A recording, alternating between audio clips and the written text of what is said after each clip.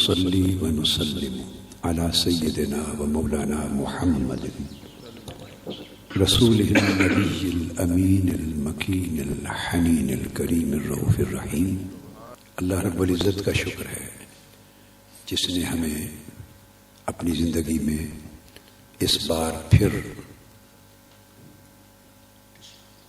ماہ میلاد حبیب صلی اللہ علیہ وآلہ وسلم عطا کیا،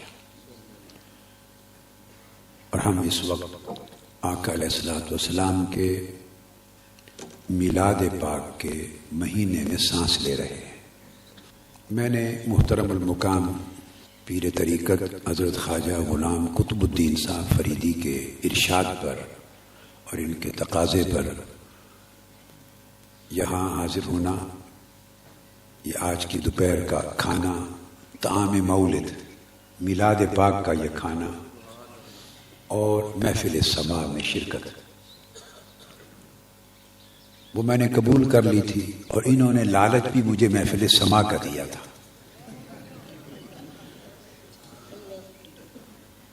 تو اس میں شک نہیں ہے کہ آپ نے بارہا کئی دن فرمایا خطاب کے لیے، میں معذرت کرتا رہا،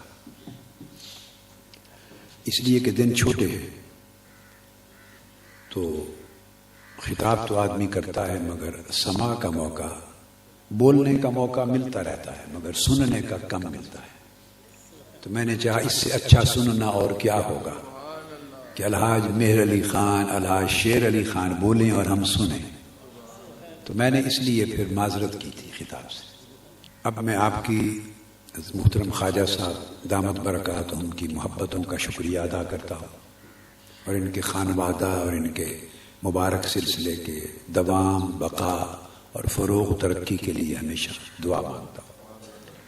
اب آپ نے فرمایا ہے تو میں ایک آیت کریمہ پڑھ دیتا ہوں اور ایک حدیث پاک، صرف کیونکہ وقت زیادہ نہیں، پھر عصر کی نماز بھی پڑھنی ہے اور اس کو وقت کے اندر پڑھنا ہے، اچھے وقت میں، تو جتنا وقت ہے اتنا کلام سن لیں گے۔ یہ آیت کریمہ اور یہ حدیث پاک جو سنا رہا ہوں، یہ دو اور بھی ہیں، مگر یہ ایک ایسی آیت ہے جس سے میں سماع کی اصل کو اخذ کرتا ہوں۔ سماع کی اصل کو، دیکھیے ایک چیز ہوتی ہے ہیئت، کسی چیز کی حالت، اس کی ہیئت اور حالت میں کئی چیزیں شامل ہوتی ہیں، وہ ایک الگ موضوع ہے، اس ہیئت اور حالت پر گفتگو نہیں کر رہا۔ جو اس کی ہیئت ہے اور حالت ہے، اس پر میں نے ایک 1000 صفحے کی کتاب لکھی ہے، سماع پر اور اس کے اندر وجہ پر اور رقص و سرور پر، وہ حدیث پاک کی کتاب ہے، وہ بھی چھپی نہیں ہے، وہ مطبوعات کے جو زیر طبع کتب کے سلسلے میں پڑی ہوئی ہے اپنی باری کے انتظار میں، لیکن جو اصل ہے، روٹ سماع کی، وہ اس آیت کریمہ سے اخذ کرتا ہوں، اور آگے ایک حدیث پاک آ رہی ہے، اس میں آقا علیہ السلام کا حکم ہے، فرمان ہے، تو اس سے اخذ کرتا ہوں۔ اس لیے میں اپنا مشرب وسیع رکھتا ہوں،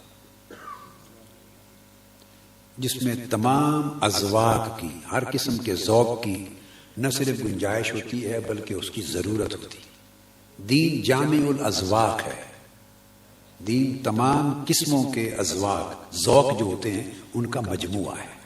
آیت کریمہ یہ اللہ رب العزت نے فرمایا، اعوذ باللہ من الشیطان الرجیم، الذین یستمعون القول ویتبعون احسنہ،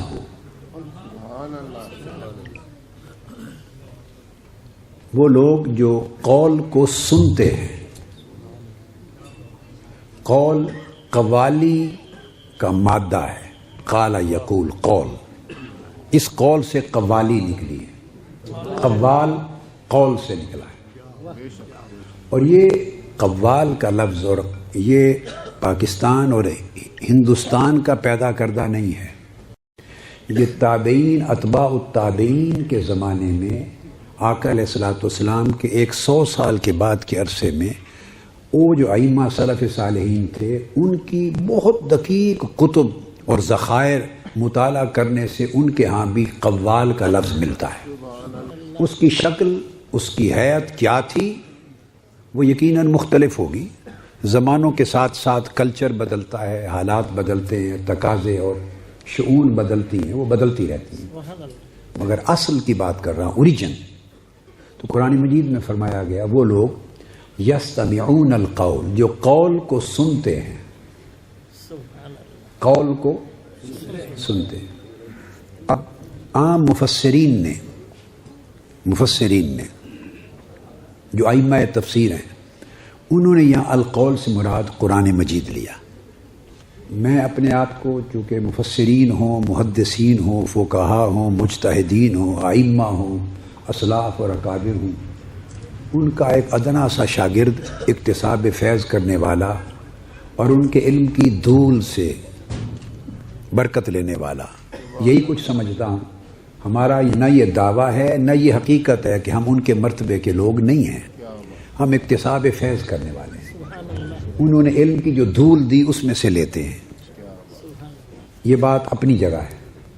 مگر ان اکابر سے حاصل ہونے والی برکتوں کی وجہ سے کبھی کبھی تفسیر کا باب ہو یا شرح حدیث کا باب ہو یا شرح فقہ کا باب ہو، علوم میں استنباط میں، استخراج میں، معانی کو اخذ کرنے میں کبھی کبھی میں قرآن و سنت کے اصولوں کے تحت رہتے ہوئے ایسی شرح اور تفسیر بھی کر لیتا ہوں اور پوری زندگی کرتا رہا ہوں، اور اس کو منع نہیں سمجھتا اپنے اوپر، جو ان مفسرین اور بزرگوں کے قول یا رائے سے تو مختلف ہوتی ہے مگر قرآن و سنت کے اصولوں کے تابع ہوتی ہے. تو یعنی میں ذرا مختلف بات بھی کر لیتا ہوں جو پہلے کتابوں میں نہیں آئی، اور یہ طریقہ ان بزرگوں کا بھی تھا.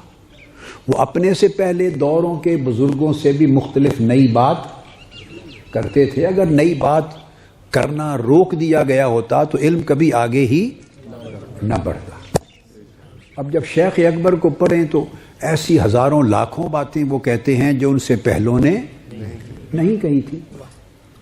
اسی طرح عدد پہ گننے لگیں تو سینکڑوں اکابر ہستیاں ایسی ہیں جنہوں نے ایسی باتیں کہیں جو ان سے پہلے بزرگوں نے نہیں کی تھی.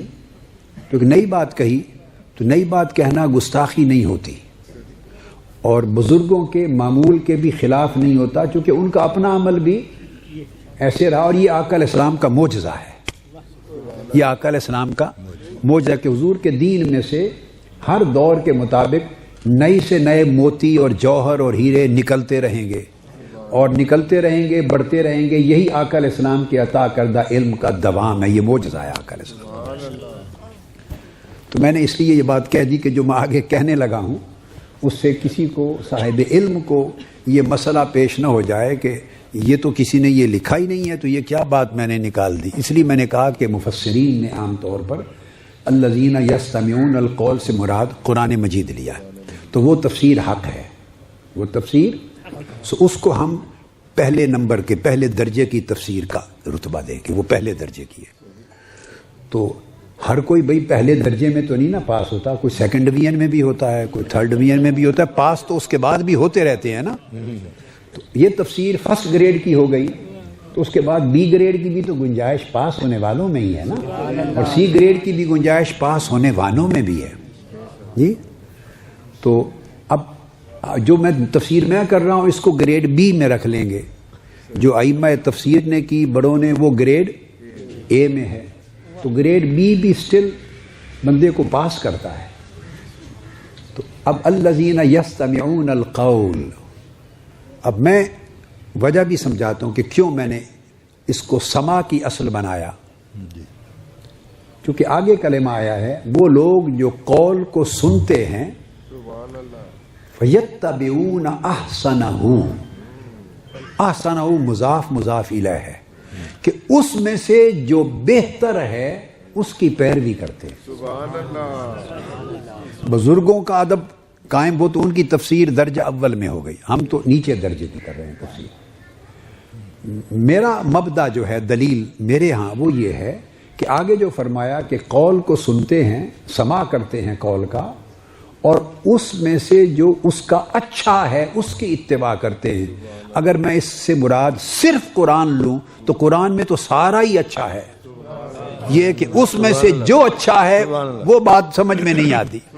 قرآن تو الحمد سے والناس تک سارا اچھا ہے. احسنہ، اس میں اضافت ہے، مضاف مضاف الیہ ہے کہ اس کا جو اچھا حصہ ہے اس میں سے جو اچھا ہے اس کی پیروی کرتے ہیں. تو اس کا پتہ یہ چلا کہ قول سے مراد قرآن تو ہے ہی، مگر اس قول میں علاوہ از قرآن وہ کچھ بھی شامل ہے جس کا سما ہوتا ہے اور سارا اچھا نہیں ہوتا. سارا اچھا، کیونکہ آسانہ اس میں سے جو اچھا ہے اس کی پیروی کرتے ہیں. تو آپ سوچیں گے تو جو اچھا نہیں وہ کیا ہوا؟ ہاں وہ سن لیں. لفظ ہے یتبعون، پیروی کرتے ہیں، یعنی عمل کرتے ہیں. عمل اس میں سے اس چیز پر کیا جاتا ہے جو عمل کے قابل ہو. تو جو عمل کے قابل ہوتی ہے وہ اعضاء کے عمل میں، حرکت میں آ جاتی ہے. تو کچھ عمل کے لیے جو ہوتا ہے اس پہ عمل کر لیتے ہیں، کچھ ذہن میں رکھنے کے قابل ہوتا ہے اس کو وہاں رکھ لیتے ہیں، کچھ دل کو ذوق دینے کے قابل ہوتا ہے وہ دل کو ذوق اور کیف دے دیتے ہیں، کچھ جھومنے اور سرور لینے کے قابل ہوتا ہے اس سے کیف و سرور لے لیتے ہیں. جو حصہ عمل کے قابل ہوتا ہے اس کی عملاً پیروی کرتے ہیں. تو اس کو مبدأ استدلال کہتے ہیں. اس کی وجہ سے میں جو سما ہے تو سماع احسن، تو اس کی اصل میں اس آیت سے اخذ کرتا ہوں. یہ تو ایک بات ہو گئی. اب حدیث پاک، اگر حدیث پاک سے تائید مل جائے، قرآن مجید کا ایک مفہوم کسی مفسر نے، کسی نے اخذ کیا، قرآن مجید کے کسی طالب علم نے اخذ کیا اور اس کی تائید پھر حدیث سے اس کی اصل کی مل جائے تو وہ پھر اخذ کیے ہوئے مفہوم کو اور تقویت دیتا ہے. تو صحیح بخاری شریف میں ہے اور مسلم شریف میں بھی متفق علیہ حدیث ہے. عید کے دن تھے، آقا علیہ الصلوۃ والسلام گھر میں چادر مبارک تان کے لیٹ کے آرام فرماتے. سوئے نہیں تھے، لیٹے ہوئے دراز تھے. حضرت ام المومنین سیدہ عائشہ صدیقہ رضی اللہ تعالیٰ عنہ کی خدمت میں قبیلہ انصار کی، انصاری کچھ بچیاں آئیں 2 اور دف بھی ساتھ لائیں. تو وہ انصار کے تاریخی نغمے، انصار کی تاریخ کے بعاث کے، ان کی جنگیں ہوتی تھیں تو جمع مردی شجاعت کے نغمے اور ان کے ایک ثقافتی کلام تھے، وہ پڑھ رہی تھی، ان کو گا رہی تھی اور دف بجا رہی تھی. اور حضرت عائشہ صدیقہ رضی اللہ تعالیٰ عنہ سن رہی تھی. اور آقا علیہ الصلوۃ والسلام چارپائی پہ چادر اوڑھ کے آرام فرماتے. اتنے میں سیدنا صدیق اکبر رضی اللہ تعالیٰ عنہ آ گئے. آپ نے جب دیکھا ان کو گاتے اور دف بجاتے تو آپ ناراض ہوئے اور ناراض ہو کے فرمایا کہ حضور علیہ السلام کا گھر اور یہ شیطانی مزامیر، یہ گانا بجانا آقا علیہ السلام کے گھر میں، شیطانی گانا، یہ لفظ بولے. وہ ڈر گئیں، انہوں نے دف بند کر دی اور چپ کر کے سہم کے بیٹھ گئیں. جب اتنی بات ہوئی تو آقا علیہ السلام نے کپڑا، چادر مبارک چہرہ اقدس سے ہٹا لی اور مڑ کے دیکھا اور کہا ابو بکر یہ ہمارے عید کے دن ہیں اور عید کے دن خوشی کے ہوتے ہیں، انہیں چھوڑ دو، مت روکو، پڑھنے دو.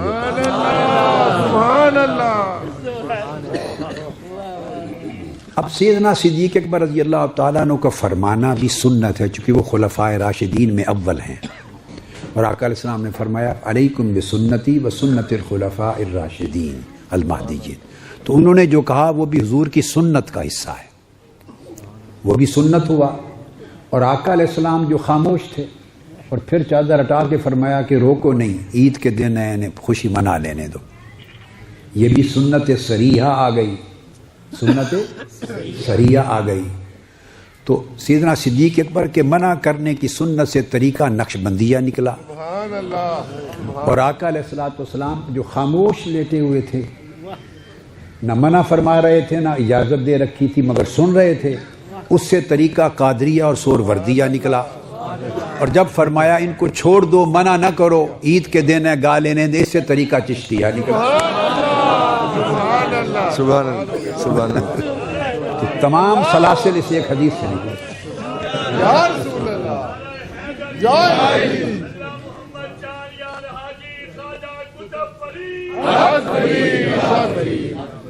تمام سلاسل اسی حدیث پاک سے نکلے، وما علینا الا البلاغ۔ سبحان اللہ، ماشاء اللہ۔ اور ہم یہ کہتے ہیں کہ یہ ہمارے عید کے دن ہیں، حضور کے میلاد ہے، عید کے دن ہے، اور جب محبوب کا ذکر ہوتا ہے وہ لمحہ ہمارا لمحہ عید ہوتا ہے۔